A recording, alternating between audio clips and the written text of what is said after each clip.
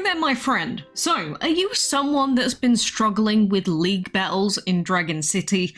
Well, today I was hoping to give you some information on how exactly you can become able to beat league battles pretty easily. But before we get into any specific details of that, first I think it's better that we go over some really basic facts about how these league battles work, because a lot of people don't know this, but league battles actually cap at dragon level 40 5-star empowerment. So for instance, you'll see that right now I'm in League 164, I'm level 96, and if I enter any of these battles, all of the enemies are going to be capped at level 40, which I'll show you in a moment. The other really important thing to know about league battles is that they are based, somewhat at least, on your player level. And so you'll see that all of these enemies here are other level 96 players. Sometimes they'll be a level above or a level below, but this means that if you're a brand new player that has just started playing the game, it's actually really bad for you to overlevel. And what I mean is, you know, putting down and upgrading tons of habitats, that sort of thing. It's actually better to just get the events unlocked in the game and then stop leveling until you get some higher level dragons first.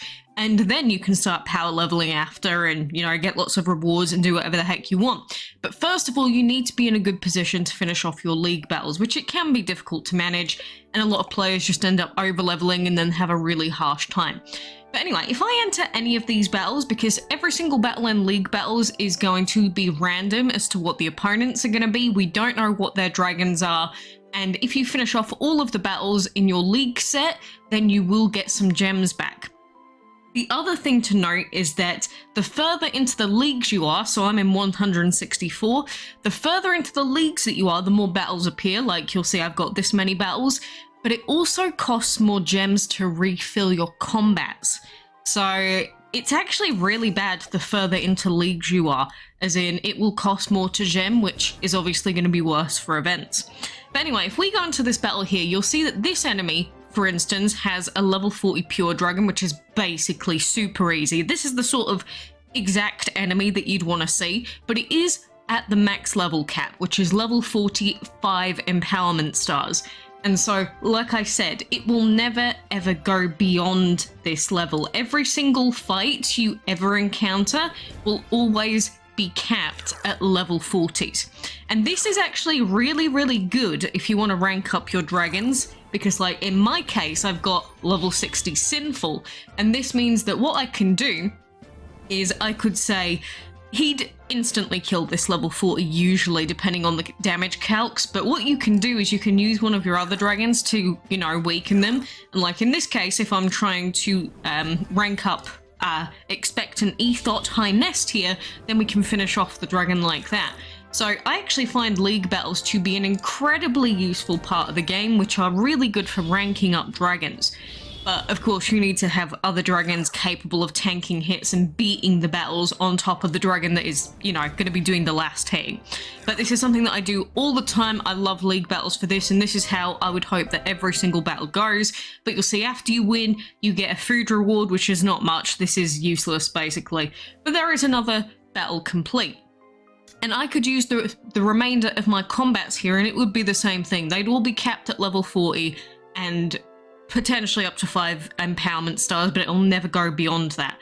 But that's what you need. You need to get a team together that is strong enough to beat 3 level 40 dragons that are fully empowered. So realistically, well, it'll depend on your level, because you'll get some guys that don't have 5-star empowered dragons, like we've got a blood god dragon here that's only 2-star empowerment, and this is gonna be what a lot of you'll run into this quite a lot if you're a lower level player with, you know, not quite 5-star empowerments. But you know, blood god is still a decent dragon overall, so it'll still not be as easy as if they just had a pure dragon.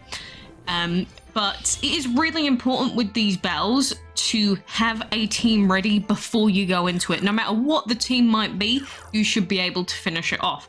And so I will go through some potential options of dragons that you could pick up as a very new player, and also about actually getting, you know, food and things for those dragons to get your dragons to level 40.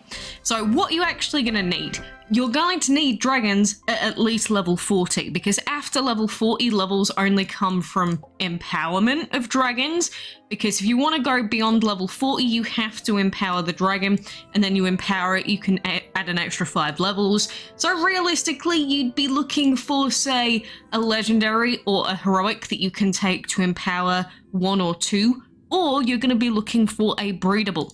But first of all, you need to get your roost upgraded. This is so important, and in order to get your roost upgraded, you're going to need a few different dragons, and they're going to have to be a minimum level to actually count towards the roost upgrades. So basically, you need lots of food. So where are you going to get the food to actually level up any of the dragons that you end up picking?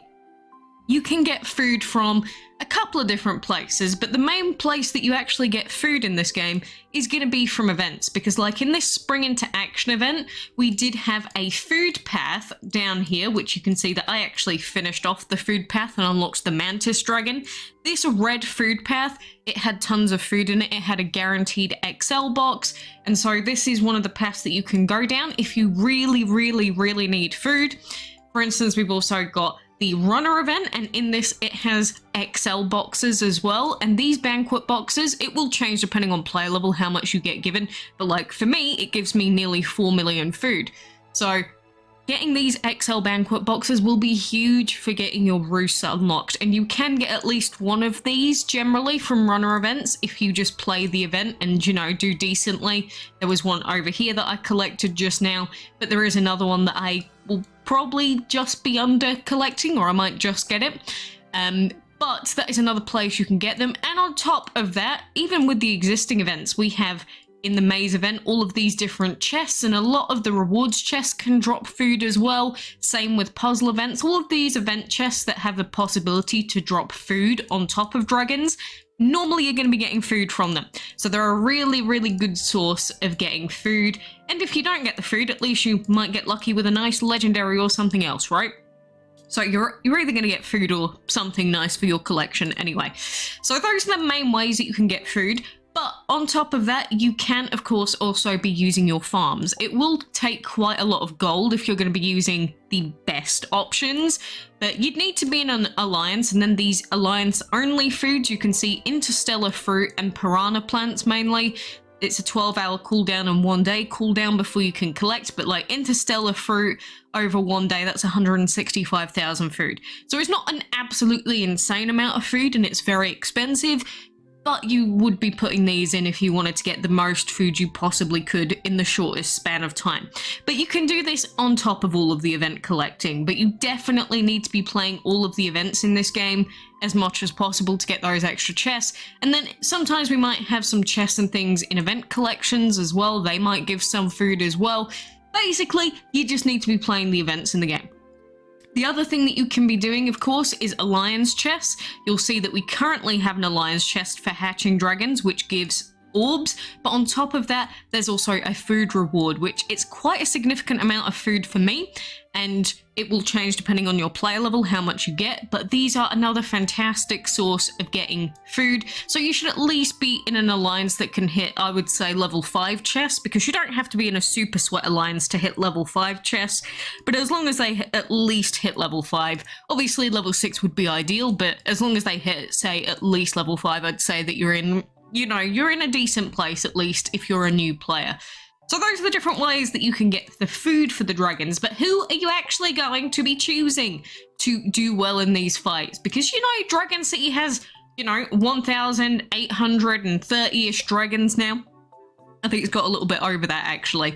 But we've got all of these different options that you could go with, and sometimes it could be quite confusing as to what to go for.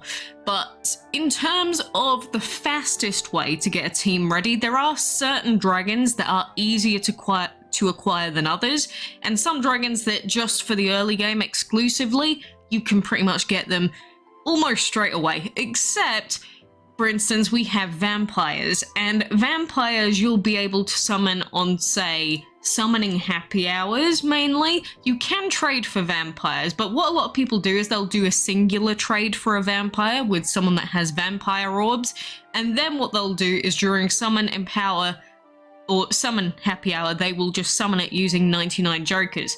So you would realistically need to have enough jokers to summon the vampire during a summoning happy hour, and we might get one of those very soon. But the vampires realistically that I think newer players would benefit from, say, if you can get one straight away in your first summoning happy hour, the better vampires are going to be, say, hexed. But even though I say hexed, I will say it comes with a big caveat, because hexed is weak to primal dragons, and there's been a lot of those recently.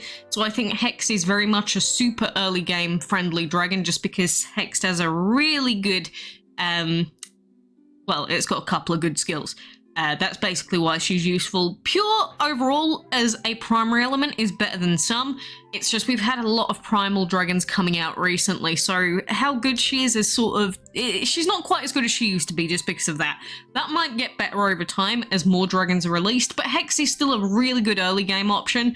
I had my own hexed dragon that I summoned really early on, Melody, and I empowered her once, and having Melody at level 1 empowerment fully ranked up honestly was more than enough for league battles. Like Melody alone here, my hexed vampire, she was enough to get most of my early league battles done. But of course we look to have 3 dragons that have, you know, at least 1 empowerment star and leveled up. But genuinely, I say that Hexed was really good for me early game at getting the league battles done, because I came back to a leveled up account, so it was way over leveled and I had like no dragons. Hexed was a godsend for me. So you can use Hexed early on, but you'll see that I stopped empowering her after that because we got other options, and that is something that you can do. But if you don't want to waste any time and any resources whatsoever on a dragon that you can still take to late game, there is of course also the option of Sinful and Blood God. And now I think for really early games, Sinful is actually the better option, because Sinful just has Asphyxia, which gives him an extra turn on top of his Chaos Leech. That extra turn is just really strong. I say really strong, but not compared to the best options in the game, because the best options in the game have an extra turn plus other stuff. But just in general, having an extra turn and these sort of elements, a good primary element, for instance, is really good for Sinful. And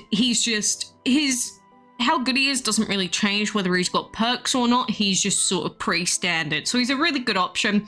The other dragon that we have being Blood God is very similar to Sinful, because you'll see that they've both got Shadow, well, Dark, and that Chaos primary element. Blood God, however, becomes better later on when he's got perks on, because otherwise his heal is a little bit underwhelming early game. But if Blood God fits into your team better, you can pick Blood God instead, and then maybe you can take him to late game empowerment. And some people argue that Blood God is just the better option late game when he's fully empowered with perks, which, I don't know, I think they're still roughly about the same, because there's better options out there than both of them, but that's talking like the best of the best dragons. But both Sinful and Blood God, you can definitely still take them to late game 5-star empowerment, and they're not going to be bad options at all. But I would say be very mindful of the elements that each of these dragons have, and definitely the primary element, because you want to have as many unique elements on your team as possible for Arena as well. I know that we're primarily looking at league battles right now, but you should realistically think about all the different battles in the game. Like, can you get a good team that can do league battles and arenas? Because why not? You might as well do both at the same time, right? And also, having good dragons will also make the quests even easier, which normally quests are super easy anyway, because you can pick pretty much anything for a lot of them, but having just higher level dragons that can beat any battle, and you know, you've got a good range of elements, means that no matter what, you're going to be able to do any quest battle without even looking at it. Like, I can just turn on auto battle and you can do it, you don't even have to think. Realistically, I should be using a dragon that needs to rank up for these quests, however, still. That's how we can get more value. So then we're going to swap out to Mr. Cosmic Detonation, and Mr. Cosmic Detonation can get the last hits, for instance. But you just want to have a set of dragons that you can easily do any battles for without thinking, for both leagues and also for quests and arenas, realistically. But those are some good summonable options, but again, you'll have to get at least 1 trade in for them. Or maybe you'll just get lucky on Dragon TV for one of the vampires, because this Dragon TV collection, if you do have it available to you, which you do need to log in for at least 21 days to see the full Dragon TV version, but once you've got that unlocked, you'll see that we've got Hexed available in the current Dragon TV gold chest, so you might watch your ads, you'll get the 50 coins, and then when you open them up, you'll get your hands on Hexed, for instance, and you won't even have to do anything else, you'll just have to hatch her then, which is possible. The other vampires, you can use them very early game, but they're not the best options. But if you just don't want to do any summoning with Jokers at all, or anything else, you could just use a vampire at level 40, like Gluttonous, for instance, and just try and get some free wins like that. But the more consistent picks, I would say, are going to be Hexed, Sinful, and Blood God. Now, on top of that, that is one member of your team, because, like, obviously, you're going to have 3 team members whenever you're going into any of these battles. So that is potentially one dragon that you could pick up, and it's a legendary that requires Joker Orb empowerment or trading, because those dragons aren't readily available. But, like, I've got Joker Orbs, but I don't really want to waste them on just any old dragon. I want to save them for the good ones that are going to get good value, which those vampires are one of those, but you're not going to be able to empower multiple legendaries that require Joker Orbs at the same time, because where are you going to get the Joker Orbs from? The only place you can get the Joker Orbs from is going to be like certain events and mainly event collections, which aren't easy to come by. So there are some breedable options that you can go with, and so I think having 1 heroic, 1 legendary, and 1 breedable as your first main squad is really important. But if you are just a brand new early game player, you could, in theory, for league battles, just have 3 breedable dragons on your team. If it's faster for you than waiting for certain summons, or you don't have any heroics whatsoever and there isn't going to be a heroic race anytime soon, then breedable dragons are going to be really good for you. And so I have made a video on Cosmic Detonation before and how to breed him. The only problem with Cosmic Detonation is his primary element and the fact that he does duplicate fire. But he's a very solid pickup overall, and he is breedable by using 2 flame dragons that have perks added to them. So you do need perks, and you do need to really try and breed for him, because he can be a bit of a pain to breed, but not as painful as some of the other breeds out there. But Cosmic Detonation is a really good breedable. Again, 2 flame dragons with perks is how you can get him. Another option is Morpheus. The only problem is Morpheus can be quite difficult to breed, so you could maybe breed him once, take him up to level 40, and he can be really good because he's got Dream as his primary, and this means that he's actually super effective against, say, Blood God and Sinful, because they've got Chaos primary, so Morpheus is a really good counter to them early game. Again, the main problem with Morpheus is that he's difficult to breed. The way that you can breed Morpheus is actually with a Time Dragon, and so if I very quickly get out my Time Dragon breeding guide, just because it might make it easier to see and understand, then the way that you can breed Morpheus is actually in the bottom left. It's time plus dream element. And so you're not guaranteed to breed Morpheus every time, and the other breedable dragons do have quite high breeding times, so you're not guaranteed Morpheus, and it can take quite a lot of attempts, but it is an option for a breedable if you want to go for one, definitely. It's just, overall, I think there are some other breeds that are going to be faster for you, but Morpheus, if you do manage to breed him after a couple of tries, you can at least use him for a little bit. Now, the other dragons that we have are options such as Terraformer. Now, I wouldn't say Terraformer as a dragon is a super good dragon to pick, because his primary is a bit and it's not like he's got any insane skills or anything, but Terraformer is breedable with 2 empowered Terra Dragons, and I believe they also require perks as well. I can't quite remember off the top of my head, but either way, you need empowerment breeding unlocked for Terraformer. So if you do manage to get Terraformer breeds going and get Terraformer bred, then there's a 4 element legendary that is pretty easy to breed that you can go for as well. We do have a couple of other options also, however. We have fertility as a breedable option. And fertility, you don't need to have empowered, I believe. And fertility, you can breed it with terror and wind. And you know, terror dragons, everyone has a terror dragon. It's just you'll have to get your hands on a wind dragon and breed them together to be able to get fertility. But any dragons that don't require empowered breeding are generally going to be easier to get for a lot of players because, you know, they don't require perks and they don't require a lot of grind for the empowerment either. But when it comes to Terra empowerment, you know, Terras are super easy to empower, same with flame dragons. But fertility you can get with Terra and Wind. And then the other dragon that we have is our friend Mr. Kratos. And with Mr. Kratos, the problem is, as you can see, he only has 2 elements, being war and pure. But he is relatively easy to breed still, using war and pure elements together in a breed.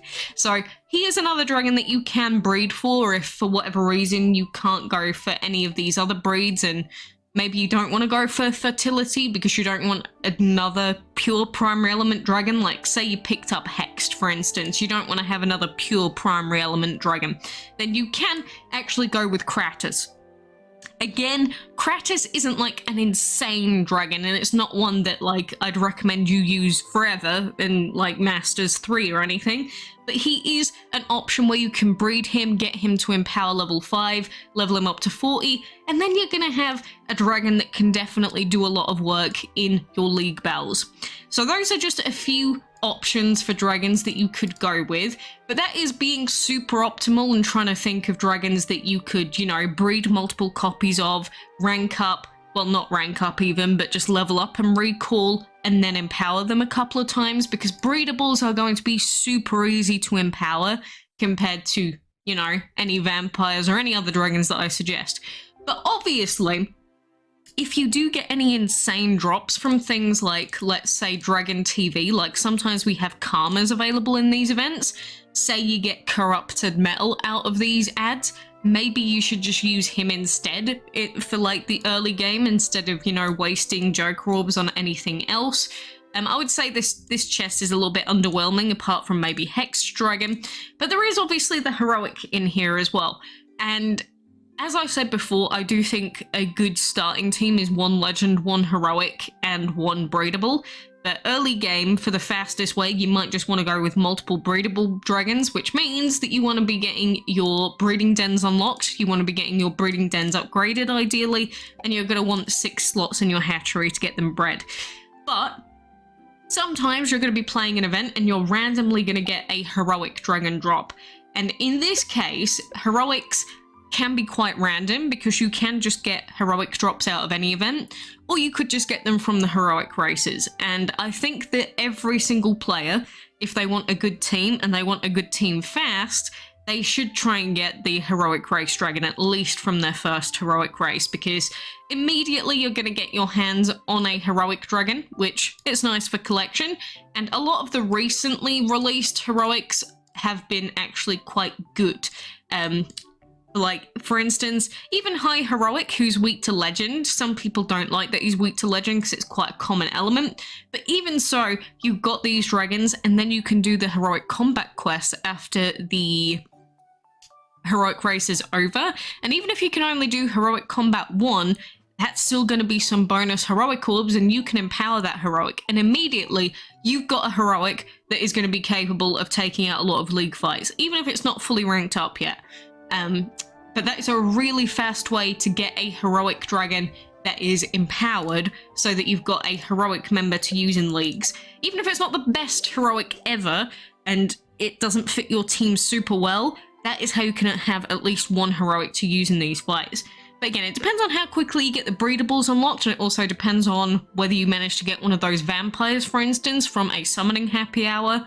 But I would say that, of course, there's also the RNG of maybe you getting a Karma Dragon or something like that, because, you know, Karma Dragons, even though I don't like them because they're very RNG and not the most consistent dragons, they can still destroy you if you get lucky with them. And so I'd say any karma drop that you happen to get, you can definitely use that early game as well.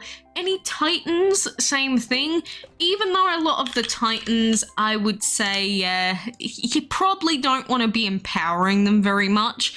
But I would say if you've got one titan, you could empower it for the first start, and then that's it. You've got a really solid team member for at least a little while for league battles. So even though I don't think you should be taking basic titans very high, they can still be useful for any new players that don't have any other options and don't happen to have any Joker orbs yet.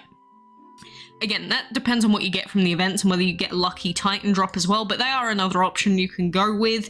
Of course, with Titans and also Vampires as well, you can complete the collections as well and get dragons like Pure Titan, you can get Primal Titan, and then you can get Blood God and Sinful from the Vampire collections as well, so that's another reason you might want to take a Vampire or a Titan just for the early game. So Hex can be useful for that. But those are just some of the early game options you can go with. And of course, all of these Titans and Vampires, they're all 100 orb dragons as well, which means that you don't have to really try hard with the trading and everything else to get enough orbs for them.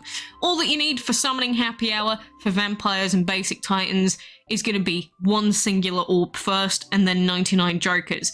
But any amount of regular orbs you can get for them means less Jokers that you're going to have to use, but I would say that those are the basics as to how you can get into a good position for being able to beat league battles.